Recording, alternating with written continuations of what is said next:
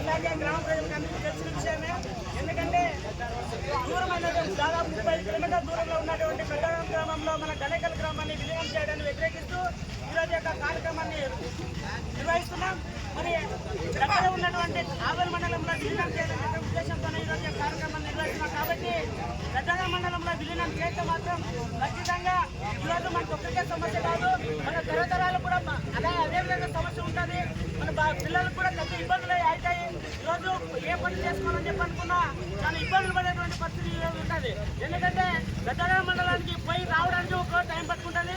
మరి అక్కడ అధికారులు ఉన్నా లేకున్నా ఇంకా చాలా సమయం పడుతుంది. ఖచ్చితంగా దాన్ని వ్యతిరేకించడానికి ఈరోజు మన యొక్క కార్యక్రమాన్ని రూపొందించుకున్నాం.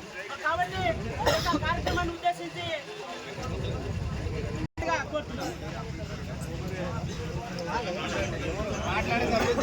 గణేకల్ గ్రామ ప్రజల ముఖ్య ఉద్దేశం ఏమంటే, మా గణేకల్ గ్రామాన్ని పెద్ద హరివాణం మండలానికి విలీనం చేసినారు.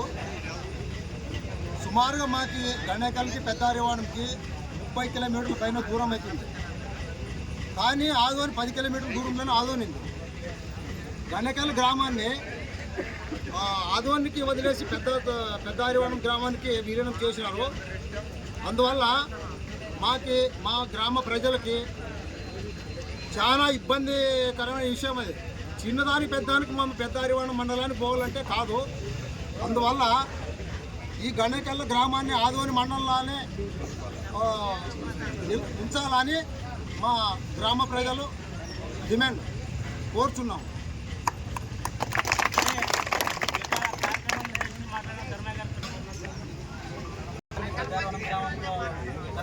చాలా ఇబ్బంది పడాల్సి వస్తుంది. అందుకని మాకు ఆదోని మండలమే కావాలి.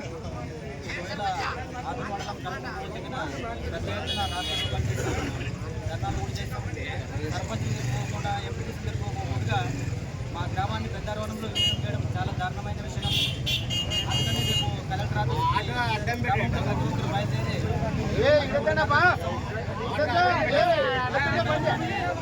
గణేకల్ గ్రామాన్ని విలీనం చేయాలని